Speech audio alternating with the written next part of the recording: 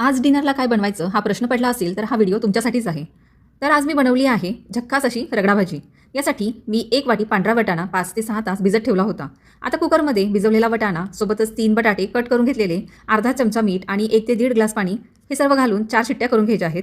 तोपर्यंत इकडे मी 5 ते 6 लसूण पाकळ्या, 4 हिरव्या मिरच्या, 2 मध्यम आकाराचे कांदे आणि 1 मोठा टोमॅटो बारीक चिरून घेतला आहे. कढईमध्ये 3 ते 4 चमचे तेल गरम करून त्यामध्ये जिरं घालायचं. त्यानंतर त्यामध्ये लसूण, हिरव्या मिरच्या, कांदा आणि टोमॅटो घालून छान परतून घ्यायचं. आता यामध्ये पाव चमचा हळद, अर्धा चमचा लाल तिखट, अर्धा चमचा घरचा मसाला, अर्धा चमचा किचन किंग मसाला आणि चवीनुसार मीठ घालून घ्यायचं आहे. मसाला करपू नये म्हणून थोडंसं पाणी घालून हा मसाला 2 ते 3 मिनिटं छान शिजवून घ्यायचा आहे. कुकर थंड झाल्यावर बटाटे आणि वाटाणा थोडंसं मॅश करून घ्यायचा. इकडे मसाला आपला छान तयार झाला आहे. आता यामध्ये मॅश केलेले बटाटा आणि वाटाणा घालून घ्यायचा. भाजी कितपत घट्ट किंवा पातळ हवी आहे त्यानुसार पाणी घालायचं आहे. झाकण ठेवून 3 ते 4 मिनिटं ही भाजी छान शिजवून घ्यायची आहे. शेवटी खूप सारी कोथिंबीर घालायची आणि आपली गरमागरम रगडा भाजी तयार आहे. ही भाजी चपाती, भाकरी किंवा भातासोबत खाऊ शकता. इथे मी ताटामध्ये मस्त गरमागरम भाजी वाढली आहे. सोबत चपाती, कांदा आणि माझ्या मम्मीने बनवलेला छान असा मुरंबा.